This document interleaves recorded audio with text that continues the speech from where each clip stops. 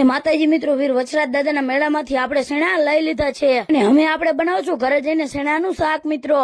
તો મિત્રો આપણે વીર વચરાજ દાદા એવી શેણા લઈને આવી જઈએ અને હવે બી ભાઈ ફોલશું અને આજે આપણે બી ભાઈ શાક બનાવવાના છે શેણાનું.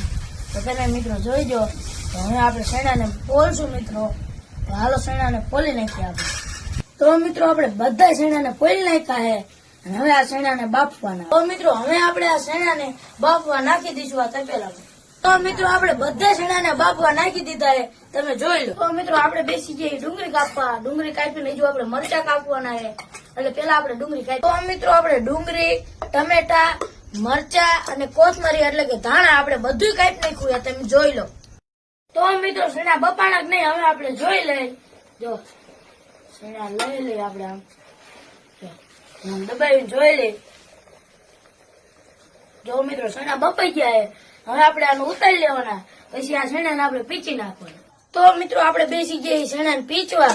હવે આ શેણાને પીચ નાખી. જો પછી મિત્રો કરી નાખ્યો ડુંગળીનો વઘાર. પછી મિત્રો ડુંગળીનો વઘાર કરીને બરોબર નું શાક ને હલાવી નાખ્યું. પછી મિત્રો વઘાર કમ્પ્લીટ થઈ ગયો એટલે નાખી દીધા આપણે શેણા. પછી શેણા નાખીને શાક ને આપણે બરોબર નું સડવા દીધું મિત્રો. મિત્રો આ શાક બનીને આપણું કમ્પ્લીટ થઈ ગયું. હવે આપણે નાખવાનો હવે ગરમ મસાલો. તો મિત્રો આપણે હવે ગરમ મસાલો નાખી દઈએ અને થોડુંક હલાઈ નાખીએ એટલે ગરમ મસાલો ભરી જાય.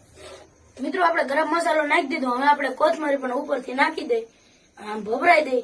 આપણે કોથમરી ઉપરથી હાથી નાખી દીધી મિત્રો, જોઈ લો. અને હવે શાક ને આપણે બરોબર નું હલાઈ નાખ્યું. આપણે બરોબર નું શાક ને હલાઈ નાખ્યું મિત્રો, જોઈ લો. તો મિત્રો આપણું શાક બનીને હવે કમ્પ્લીટ થઈ ગયું છે. હવે આપણે આ શાક ને નીચે ઉતારી લઈ અને આ થાળી આપણે જો શાક ને ઢાંકી દઈ. પછી મિત્રો બેસી ગયા આપણે શેણાનું શાક ખાવા ને. હાલો હવે મિત્રો શેણાનું શાક ખાવા. હાલો મિત્રો, વિડીયો ગમ્યો હોય તો ફોલો કરતા જાઓ. ત્યાં લગી હું શેણાનું શાક